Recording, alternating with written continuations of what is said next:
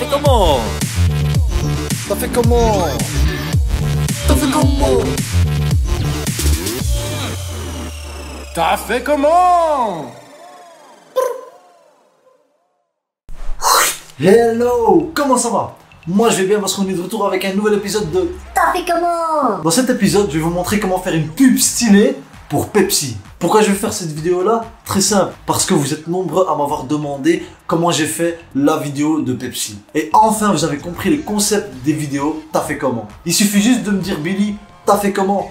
C'est tout, c'est simple. Après si maintenant par exemple vous tombez sur une vidéo que moi-même je n'ai pas fait, ben vous m'envoyez le lien, vous me dites Billy t'as fait comment? C'est simple. Et aussi j'aimerais remercier Thibaut Audio d'avoir fait cette vidéo là, parce que si je serais pas tombé sur sa vidéo à lui, j'aurais moi-même pas fait cette vidéo. Et aussi je vous invite à aller voir sur son Instagram et son TikTok, parce qu'il fait vraiment des vidéos de ouf. Sur son TikTok, il a fait un tuto sur cette vidéo-là qui est très rapide. Les gens qui ont l'habitude de travailler avec After Effects, Premiere Pro, etc., ils vont vite comprendre. Après, les autres personnes qui sont débutants et qui ont du mal à comprendre un peu tout ça, ben je vais faire l'explication vraiment en détail, comme ça vous pouvez bien comprendre. Mais moi, je l'ai pas fait sur After Effects. Moi, je l'ai fait complètement sur Premiere Pro. Pourquoi? Parce que je trouve plus simple de travailler sur Premiere Pro, faire des effets et tout là-dessus, que d'aller sur After Effects et commencer à faire des effets et tout. Tant qu'on peut réaliser des effets compliqués sur Premiere Pro, je vais le faire sur Premiere Pro. Après, si maintenant il y a des outils que Premiere Pro n'a pas et qu'After Effects a, bien sûr, je vais aller sur After Effects obligé. Mais là, il y avait tout sur Premiere Pro, donc je l'ai directement fait sur Premiere Pro. Bon, on va arrêter de blablater là, on va directement aller droit au but. Comment faire cette vidéo-là? C'est très simple. Il faut deux vidéos. La première vidéo, c'est une vidéo de vous ou de quelqu'un d'autre, peu importe, qui prend un objet ou une canette, peu importe, et qui fait genre il va la jeter. C'est tout. C'est tout ce qu'il faut faire. La deuxième vidéo, c'est votre canette ou votre objet, vous l'accrochez avec un fil et vous le mettez devant un fond vert. Et puis vous le faites tourner. Voilà, c'est simple. Ah ouais aussi, quand je suis tombé sur cette vidéo-là, j'étais tellement excité de la faire que j'ai même pas attendu de rentrer à la maison pour la faire. Non, je l'ai fait directement là-bas, j'étais dans un studio.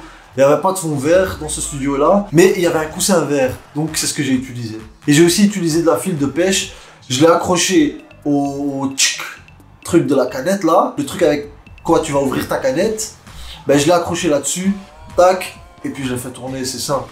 Une fois qu'on a ces deux vidéos là, on importe tout sur ordinateur, on met tout dans Premiere Pro et c'est là que la magie va se faire. Tout d'abord pour commencer, on va d'abord mettre les deux vidéos sur le timeline. Une fois que ça c'est fait, on va dans la barre de recherche des effets et on écrit Ultra Key.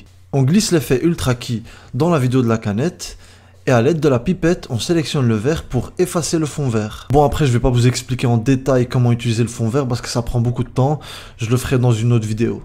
Après on va créer un masque à l'aide du bic qu'on peut retrouver dans les options d'effets. Après ça doit pas être parfait, on va vite fait créer un genre de rectangle autour de la canette. Après, je clique droit sur cette vidéo-là, j'appuie sur vitesse durée et je vais la ralentir à 25%. Après, je vais chercher le moment où je vais jeter la canette, je coupe là, je vais un peu plus loin et je cherche l'endroit au moment où je vais la ralentir la vidéo. Je coupe aussi à ce moment-là. La petite partie du milieu, je vais l'accélérer un tout petit peu pour que ça ait l'air un peu plus naturel et je vais coller l'autre partie juste à côté. Après ça, je vais chercher le moment où je vais vraiment lâcher la canette, même si je la lâche pas pour du vrai, et je vais venir mettre la vidéo de la canette juste au-dessus. Après ça, je vais laisser la canette faire vraiment un tour entier, pas plus, pour que je la coupe à ce moment-là.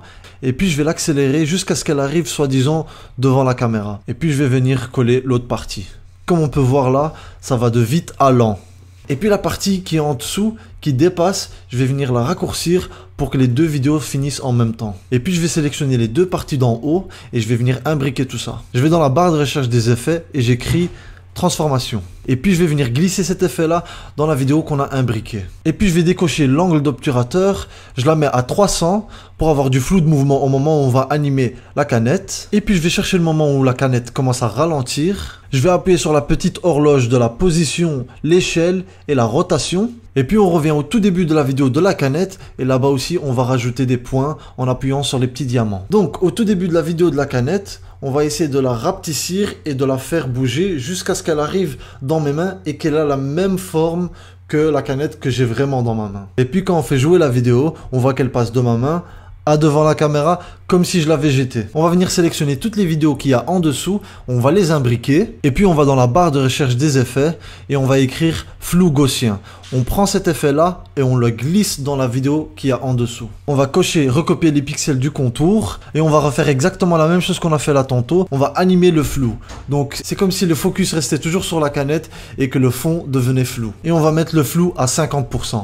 Et voilà ce que ça donne quand on regarde la vidéo. Maintenant on va aller tout à fait en haut et on appuie sur couleur. Là, on va être dans l'espace de travail de couleur, de colorimétrie, et on va mettre une petite colorimétrie sur la vidéo du fond et la canette. Je vais sélectionner les deux vidéos, je vais les imbriquer ensemble, je la duplique en appuyant sur Alt, je clique droit, j'appuie sur vitesse durée, je coche inverser la vitesse, puis j'appuie sur OK, et quand on regarde la vidéo, ça donne ça.